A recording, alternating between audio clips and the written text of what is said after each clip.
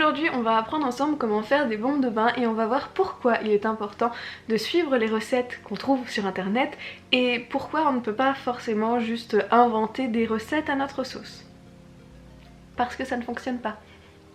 Alors, j'ai trouvé une recette sur internet pour faire des bombes de bain. Par contre, elle était exprimée en cup et j'arrive plus à remettre la main dessus. Par contre, il me reste mes notes car j'avais tout traduit en grammes. Ce qu'il faut donc pour cette recette, c'est 180 g de bicarbonate de soude, 125 g d'acide citrique, 120 g de sel d'Epsom, 60 g de maïzena ou de fécule de maïs.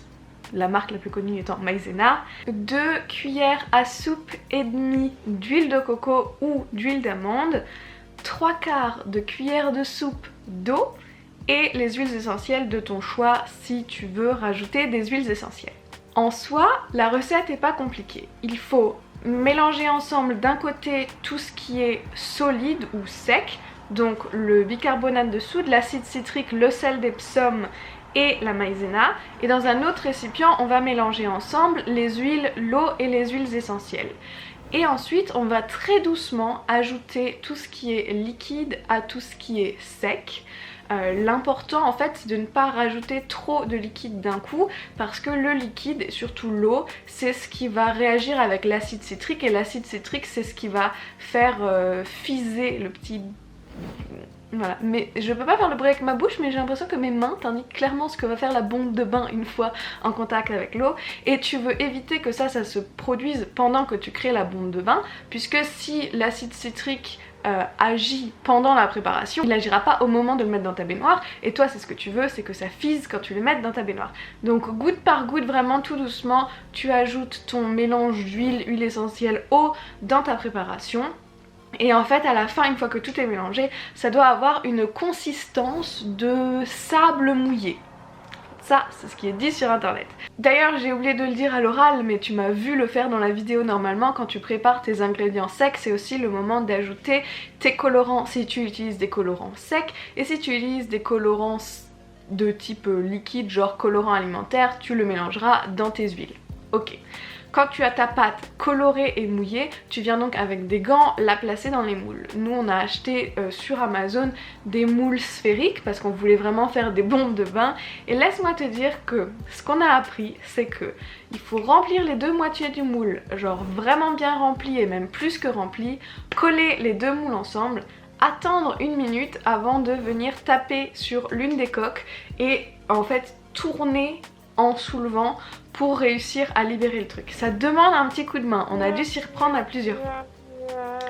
Alors en soi, la recette ne paraît pas super compliquée, mais la première fois qu'on l'a fait, c'est la petite mixture violette que tu nous as vu faire, on s'est dit que on n'avait pas d'huile d'amande, on avait la flemme de faire chauffer de l'huile de coco, par contre il nous restait de l'huile de cartame. Donc on s'est dit, utilisons de l'huile de cartame qu'on avait achetée pour la recette des savons, finissons la bouteille.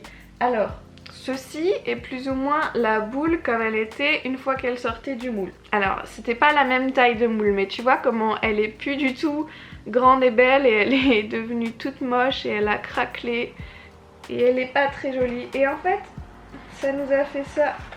Oh, on en a fait une immense, laisse-moi la décoller du papier. Mais tu vois, c'est pas, elles sont pas restées boules, elles sont pas restées boules, elles sont pas restées belles, elles ont vachement craquelé. On avait aussi acheté dans le pack des moules en forme de coquillage et tu vois, pareil, tout a craquelé, c'est pas resté beau et du coup, c'est pas ce qu'on voulait. On s'est donc dit qu'on allait refaire la recette parce que comme c'est pour offrir, on voulait des boules qui soient absolument parfaites. Donc on s'est dit, allez, on en refait une fournée. Et en fait, dans la cuisine, il nous restait de l'huile d'amande, donc on s'est dit, on va utiliser ça. L'huile d'amande qui nous restait dans la cuisine était au fond d'un placard, n'avait plus de bouchon, et honnêtement, je ne sais pas depuis combien de temps c'est là, mais on a pris ça. Et on s'est dit, cool, allons-y gaiement, faisons notre petit mélange, machin machin. Pour les distancer des autres, on a décidé d'en faire une autre couleur, on a décidé de les faire bleues. Ah, les boules sont devenues magnifiques. Alors, comme quoi l'huile d'amande, en termes de consistance, ça marchait vachement. J'essaie de les décoller du papier. Elles sont restées bien ferrées, on dirait des petites planètes. Elles sont trop jolies. mais elle pue incroyablement. Je crois que l'huile d'amande qu'on avait devait être complètement rancie parce que pendant qu'on faisait le mélange et on a rajouté du citron et tu sens pas du tout le citron, tu sens vraiment juste l'huile rancie. Et pendant qu'on était en train de le mettre dans les moules, on se disait mais il y a quelque chose qui pue là, non? Et bon, on s'est rendu compte que c'était ça. Donc la seule raison pour laquelle on les a gardés et qu'on les a laissés sécher, c'est pour te montrer justement l'effet fisant pour cette vidéo. Tout à l'heure je vais aller mettre une des boules bleues dans un récipient plein d'eau juste pour pouvoir te montrer l'effet sans avoir à en défoncer une de nos très belles.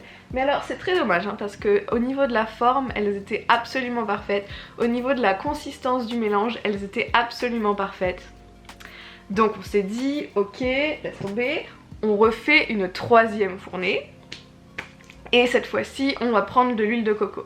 Donc pour les deux premières fournées, on avait juste la flemme de faire fondre l'huile de coco alors que ça met genre 2 secondes. Donc la troisième fournée, on a suivi exactement la même recette. Cette fois-ci, par contre, on a bien pris de l'huile de coco neuve, pas un truc qui est depuis je sais pas combien de temps dans le placard. Bref, et parfait. Donc pour notre troisième fournée, on a réussi un mix parfait entre une odeur de dingue et une forme parfaite.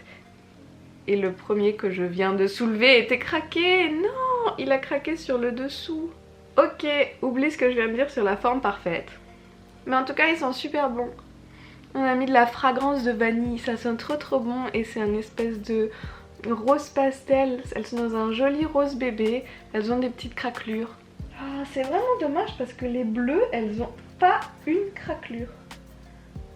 Pas une craquelure, tu m'expliques ça ? J'avais pas vu les craquelures avant de filmer cette vidéo. Donc j'ai envie de vous dire, peut-être que l'huile d'amande c'est mieux que l'huile de coco pour faire les bombes de bain. Mais prenez pas de l'huile d'amande qui est depuis je sais pas combien de temps dans votre placard et qui n'a plus de bouchon. Allez acheter de l'huile d'amande neuve pour faire votre mélange. Allez, on va aller dans la cuisine et on va essayer de filmer une bombe bleue en action.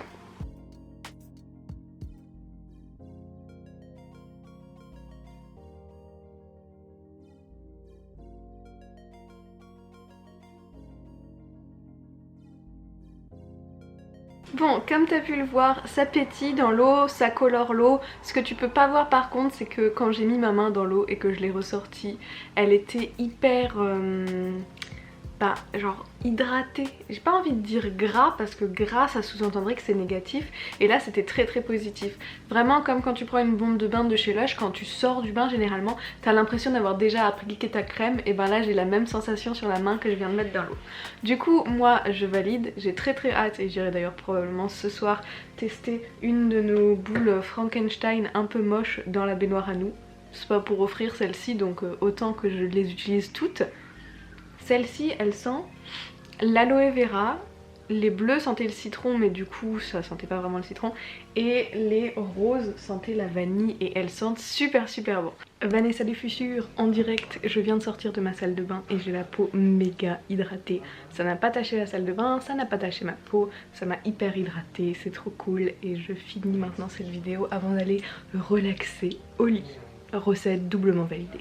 Pour moi c'est une recette qui est validée en faisant attention à la qualité des huiles qu'on utilise et peut-être aussi en faisant attention à la quantité de pigments qu'on met. Je pense que notre meilleur choix ça a été le rose parce que c'est pas blanc, ça a une jolie couleur mais il n'y a pas de risque que ça tache les mains etc. J'ai pas les mains tachées du peu de temps que j'avais la main dans l'eau du bleu mais c'est vrai que c'est encore peut-être un risque surtout quand on utilise des colorants alimentaires. Et dans ce cas là j'aurais vraiment la main très légère sur la quantité de colorants utilisés parce que je voudrais pas que tu bousilles ta baignoire juste parce que tu as suivi une recette sur internet. Comme d'habitude, j'espère que cette vidéo t'a plu. Si tu as d'autres produits que tu voudrais que j'essaye de faire, que ce soit des produits cosmétiques ou des produits ménagers, n'hésite pas à me le dire dans la barre d'infos. J'adore cette série de vidéos, j'adore les faire et en plus ça me fait passer du temps avec ma maman, ce que je trouve encore plus cool. Si tu n'as pas encore vu les autres vidéos de cette série, je te les mets autour de moi à l'écran et nous on se retrouve une prochaine fois. Dans tous les cas, on arrivera bien à se retrouver quelque part sur internet, j'ai absolument aucun doute là-dessus. Alors je te fais de gros bisous et je te dis à très vite. Bye!